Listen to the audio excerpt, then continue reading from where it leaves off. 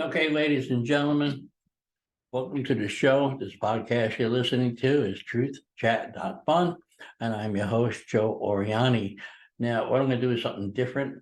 I decided to go ahead and do a series of crimes for the month of May in all the countries that are listening to me. Two things you need to know. I have problems with the pronunciation of some of these names and cities, so please, I will do my best, or I'll just say it. And second of all, it was pretty long. There's like 10, 12 countries here from Canada, and there's no order. Absolutely no order whatsoever. So anyway, this way you can sit back and enjoy it. And you can learn how screwed up the rest of the countries are besides where you live. Okay, so if you need to get a hold of me or you have any comments, feedback, please go to my website, www.truthchat.fun. Check me out on YouTube. Hit and subscribe, it's free. You can leave any comments on the website also, and voicemail if you have any stories you want to tell or any suggestions. It would be greatly appreciated. Now, I am going to go ahead and get going here. I'm going to try to read this stuff to you. So what we're going to do today is, oh, by the way, my Twitter is OrianiJoe3. My email is joeorianipodcast@yahoo.com.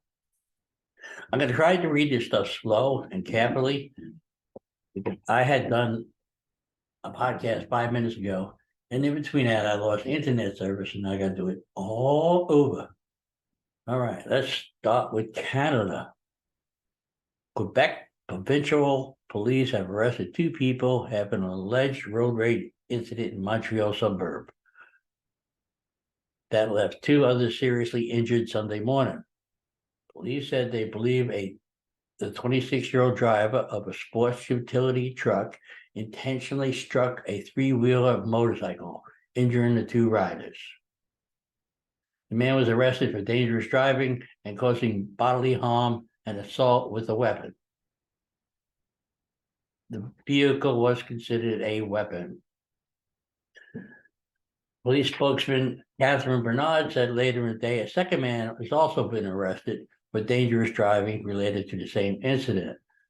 The second sports utility vehicle was also allegedly involved in the road rage incident, attempting to avoid the first collision. It hit another vehicle that was driving on a highway also, she said.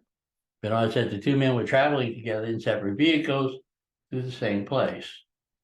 They were scheduled to speak to investigators Sunday afternoon. The 2 victims were transported to the hospital with serious injuries, but their lives are not to be considered in danger. All right, the next country we're going to do, I believe, will be Colombia. Okay, Colombia is a long one, so we'll get right to it. I'll do my best again not to screw it up. Colombia. Another teen arrested in Meadow Lake Park mass shooting, the sheriff said. The sheriff, Leon Lott, held a press conference Friday regarding the Meadowland Park shooting that injured 11 people. Sheriff Loft announced Friday afternoon that Christopher Pearson, 18, has been charged with 11 counts of attempted murder for his alleged role in the April 29th shooting at a post-prom party. Lott announced this guy does not have a prior criminal record, was at the park with a gun in his hand exactly 3 weeks ago. Lott played a video of the news conference that showed Pearson issuing a brazen challenge, brandishing a gun and calling people to return to Meadow Lake Park with guns. Yeah. Pearson can be seen saying directly to the camera as he recorded himself shirtless with the shotgun popped above one shoulder. The video was recorded shortly after the shooting. A search of Pearson's home following the arrest turned up 8 guns, including the one seen in the video. So far, none have been connected to the extensive ballistics recovered at the scene, but Lott said that his investigators were still testing weapons. Ew. Anyway, do we have more on this? Yes, we do. And actually, Lott said on April 29th, about 1:20 a.m., 11 people, most of them teenagers, were hurt in the shooting and the following stampede at Meadowland Lake Park. Of the victims, 9 were shot. According to the sheriff's department, one unidentified female at the victim's hand was badly cut, the sheriff's department said. The crowd, mostly teenagers and young adults, gathered in North Columbia Park for a spontaneous after-prom party that drew attendees from schools around Richland County as far away as Great Falls. 2 teens originally arrested in for the series unrelated shootings were charged on May 3rd with participating in the Meadowland Park shooting. The investigators matched ballistics from guns taken during a previous arrest to those used during a shooting. 2 teenagers, 19-year-old and an 18-year-old, were also arrested the night of the shooting, but so far neither has been charged with participating in the shooting itself. Both have been charged with simple possession of marijuana and unlawful carrying of a pistol. One of them was charged with failure to stop for a blue light. I have no idea what a blue light. I'm going to assume that's the same as a red light here in this country. So let's see who's next. Okay, next country up is Netherlands. A Dutch man, and a Cuban woman accused of human trafficking in Suriname. Police in Palmero, Suriname, arrested a 40-year-old Dutchman and a 37-year-old Cuban woman on suspicion of human trafficking. Again, I apologize for mispronouncing them. They're accused of forcing at least 3 women to work as prostitutes, according to the local newspaper. The 3 involved women reported the suspects to the police. They said the Dutchman and the Cuban women brought them from aboard to work as dancers in nightclubs. Then they forced the women to have sex with customers against their agreements they made. The women also had to give the suspects the money they made. Little pimps. The police launched an investigation and found information about more women from abroad working as prostitutes from an address on Rubenstock. The police raided the address and found 3 women whom they took to the police station for questioning. The authorities accommodated the vehicle in a safe house while they investigated whether they were also victims of human trafficking. The 2 suspects were arrested on Sunday evening. The investigation against them is ongoing. The authorities helped get the 3 women who came forward back to their home country in consultation with the involved embassy. They didn't say where they were from, but we have a lot of sex trafficking here, especially with, around NFL, Super Bowl, things like that. People coming across now in Mexico are used to sex traffickers. Yeah, okay. Now this one's a long one. United States FBI press release. The defendant ran a victim over. Okay, that's fine. A federal jury convicted Janice Mason, age 29, of Melbourne, Florida, today of voluntary manslaughter for running over a woman on Baltimore-Washington Parkway and leaving her to die. The jury was unable to reach a verdict on second-degree murder charge. Okay, according to the evidence presented on our 8-day trial in the early morning hours of September 24th, 2001, officers responded to a citizen's report of a body on the side of the parkway, northbound, north on Route 197. Officers found the victim laying face down on the shoulder road. Medics arrived at the scene and pronounced the victim dead. The evidence showed that there were no skid marks or vehicle parts located at the scene. The cell phone belonged to the victim, was found on the grass, and another cell phone with a broken screen was found in the roadway and later determined to belong to Mason.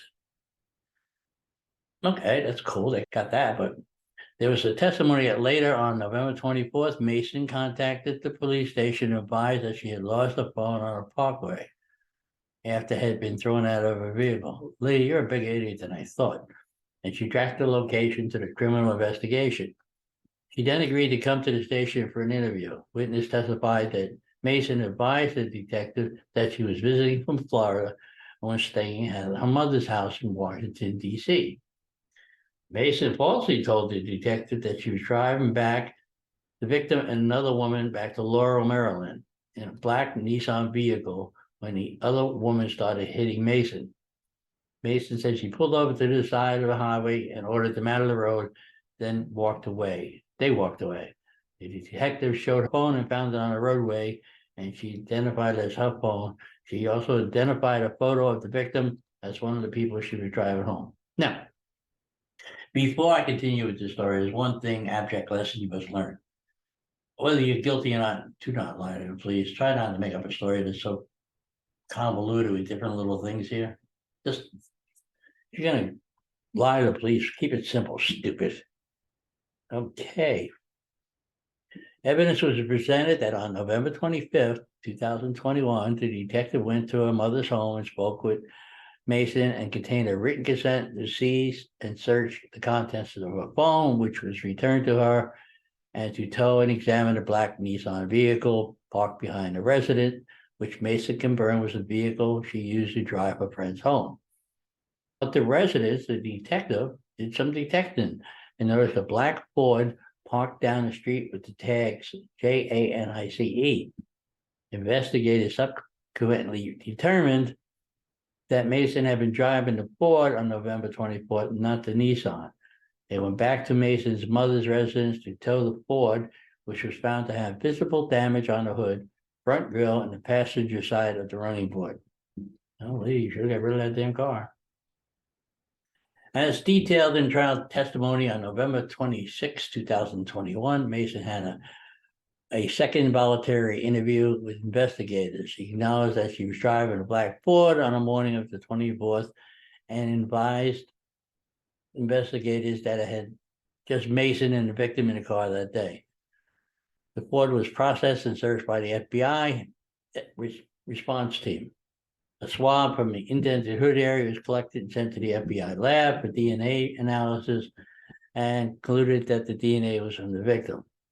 The FBI laboratory examined impressions that were collected from the undercarriage of the Ford and determined that one corresponded in pattern and size of the victim's shoes. Jury found Mason intentionally killed the victim in a heat of passion. Mason faces a maximum sentence of 15 years in prison for voluntary manslaughter. Sentencing is scheduled for August 25th, 2023 at 10 a.m. Wow. Lady, you shouldn't have lied. So we shouldn't have killed the person, but that's another issue. Okay. Next country is going to be Philippines. First District Representative Paulo Durant has offered to give a cash reward of P1 million. I have no idea how much that means, to individuals who can help authorities identify the suspects who raped and killed the 27-year-old architect, Valenche Braggs. Valenche was an architect student at Athena de Davao. In the statement, the lawmaker says he was hoping that the incident would be resolved, give justice to Braggs, whose body covered in dry banana leaves was found 8 a.m. last May 17th in a plantation, just hours after she went missing.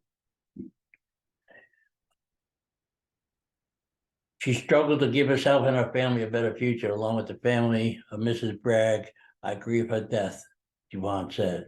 Last Thursday, the Special Investigation Task Force was formed to probe the incident and determine the identity of the suspects responsible for her death. The victim was reported missing 12:30 a.m. on May 17th. Based on footage, she was last seen driving a color yellow tricycle at the crossing. And then she disappeared.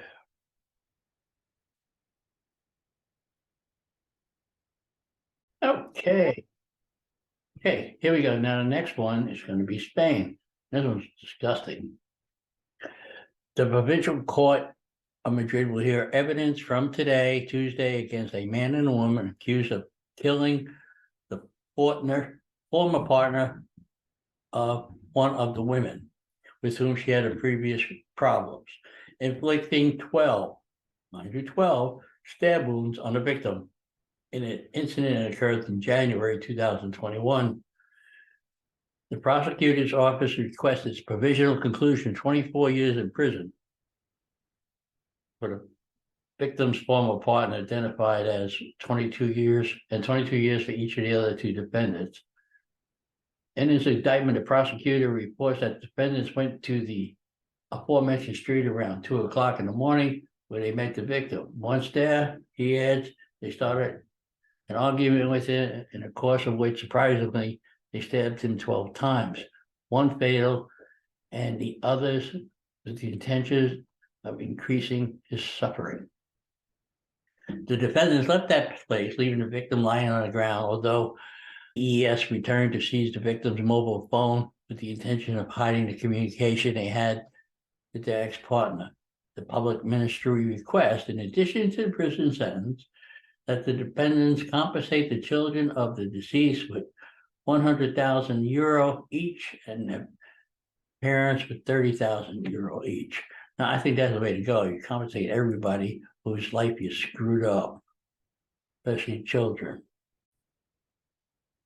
Okay, the next country is actually quite funny.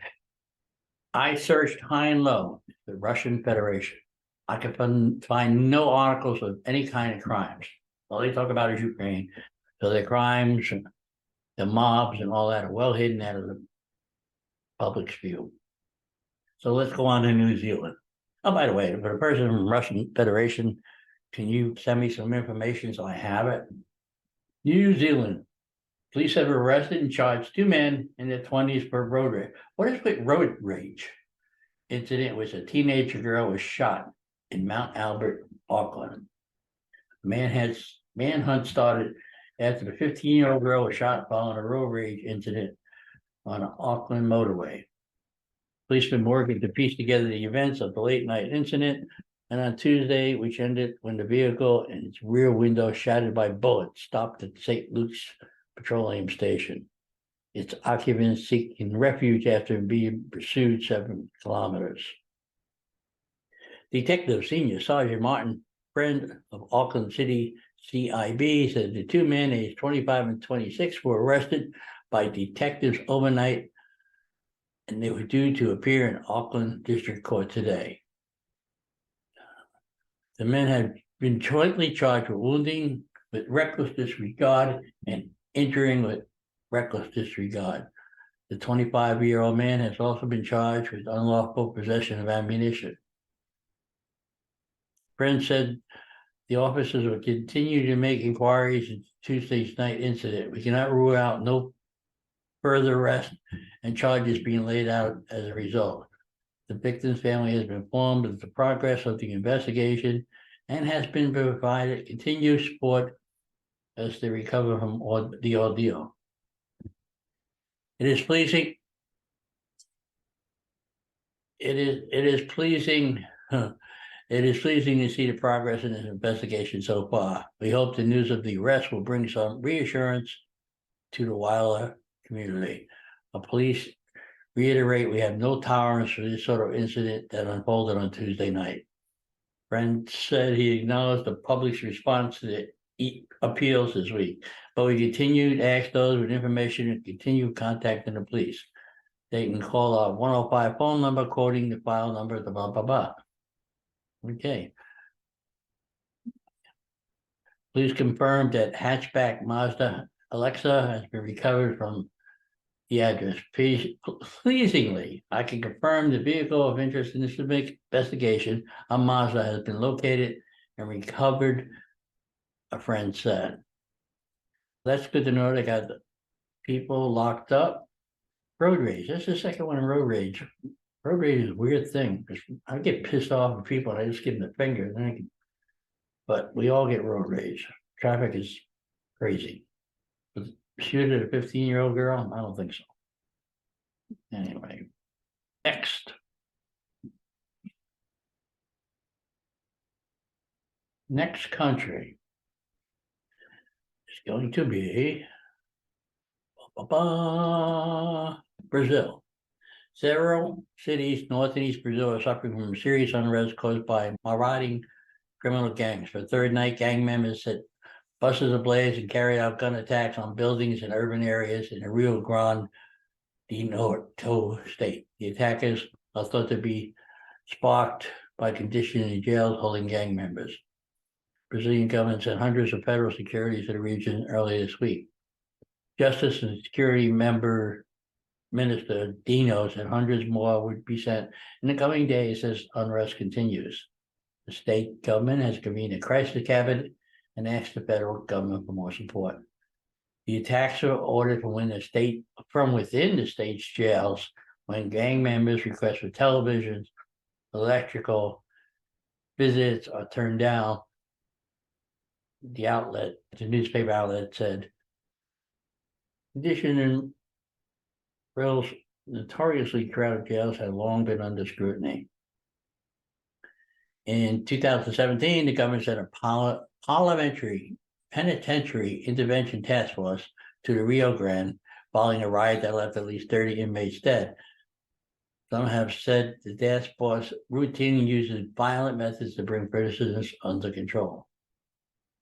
Local medias have reported that two rival gang factions now have struck a temporary truce and became allies in the attack against security forces. Several cities have suspended public transport and closed schools in wake of the violence. At least 2 people were killed in clashes with the police early this week, and 67 people have been arrested. Across the region, police have also seized a number of firearms, explosive devices, as well as drugs and money. Ireland, you're next. 5 teenage suspects were arrested and quizzed by specialist detectives today over the victim's attack on a school principal, as the victim's father declared, "Justice for my son." Gawadi swooped and lifted 3 of the youths this morning, while 2 others were brought in for questioning this afternoon over the incident, which happened on Monday. The Irish Mirror has learned that one of the suspects in the case is tempted to avoid being caught, but his relatives brought him in to the local Granada station, if I pronounce that correctly. Investigators are now satisfied that all those involved in the attack have been identified. The news emerged.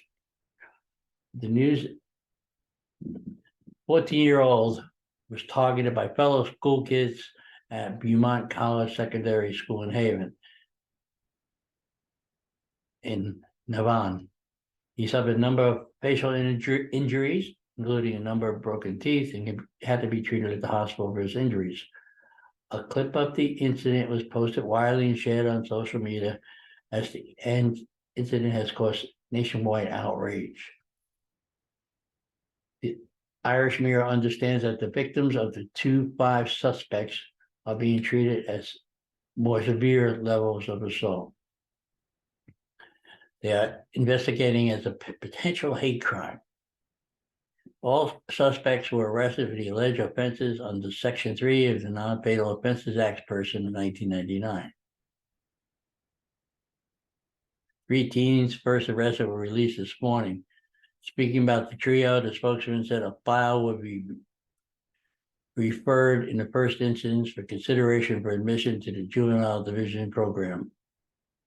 This attack happened off grounds of the college, but the estate beside it, and a regular route for students of school to take a shortcut back in the direction of the town. The school is to issue disciplinary proceedings against the students alleged to have been involved in the assault.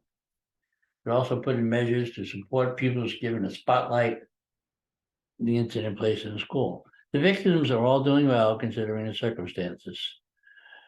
As the police made the arrest today, his father on social media said, "Justice for my son." A Granada family liaison officer has also been appointed and is informing the victims and family of any updates. Okay. Also, he also revealed that he spoke to the lad who was targeted. Also had to speak to the young man and his mother over a video call just to express my solidarity and support. They're happy the police have engaged with them and the school too. The Justice Minister talked about the boy's mom on Wednesday night. It's a moment that stopped all of us in our tracks. We saw this image, quite horrified.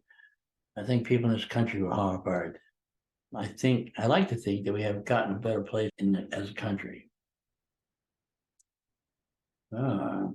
Okay.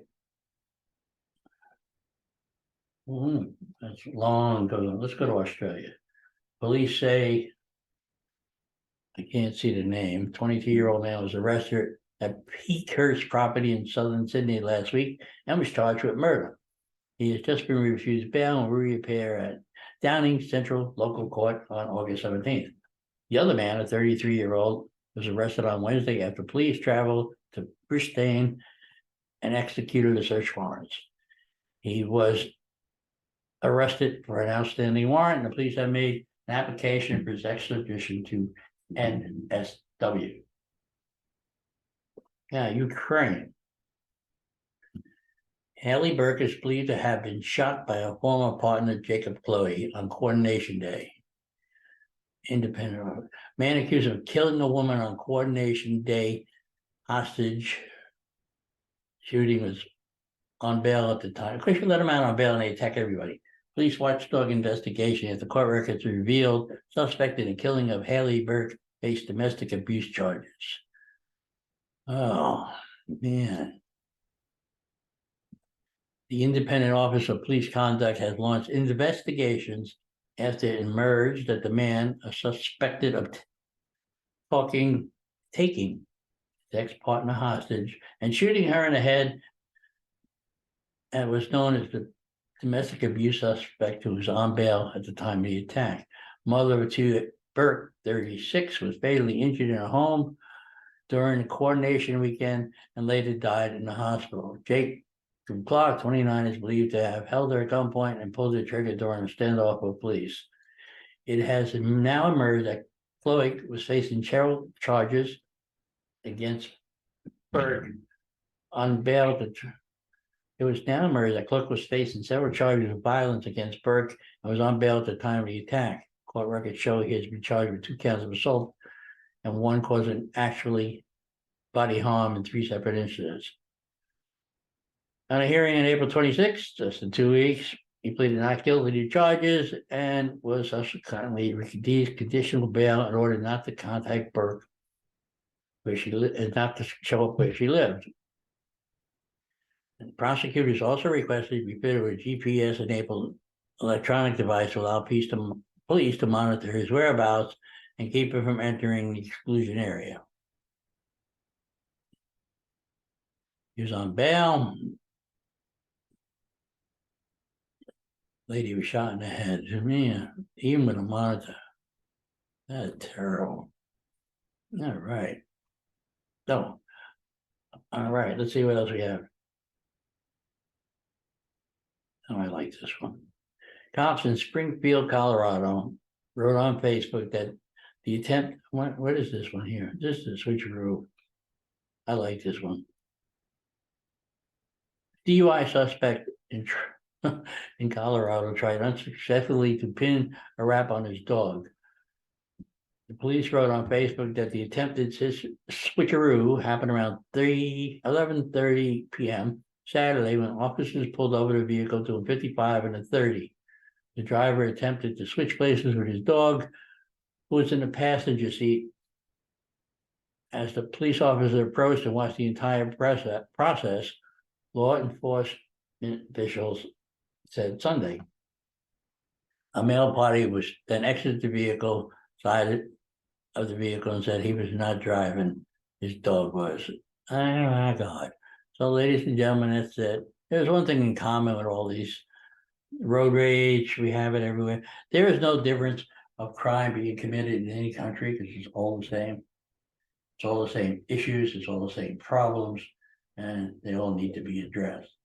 Again, any comments, thoughts, feedback, go to the website. And remember the website, www.truthchat.fun. Enjoy. Okay, enjoy. Till next time. And remember, if you're not laughing, you're not living.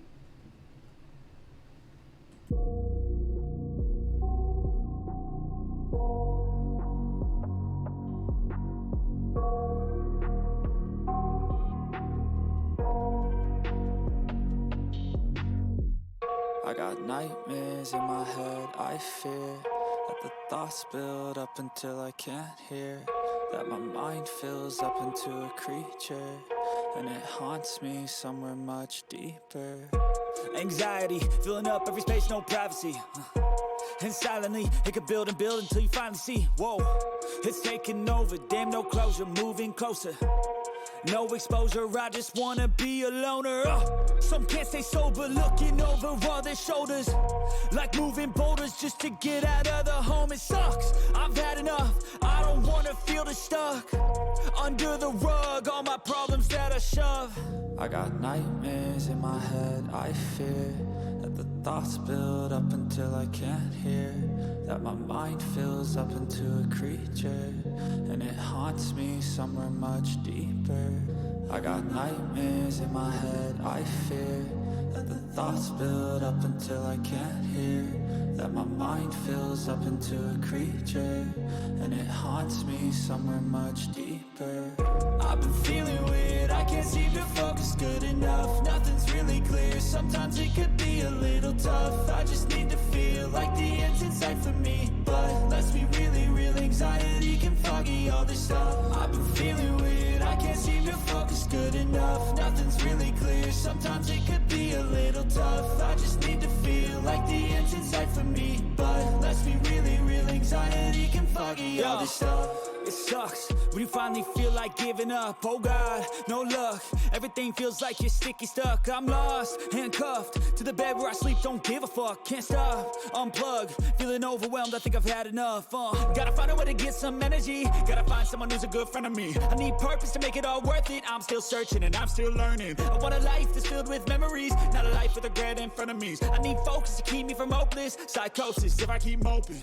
I got nightmares in my head, I fear that the thoughts build up until I can't hear, that my mind fills up into a creature, and it haunts me somewhere much deeper. I got nightmares in my head, I fear that the thoughts build up until I can't hear, that my mind fills up into a creature, and it haunts me somewhere much deeper.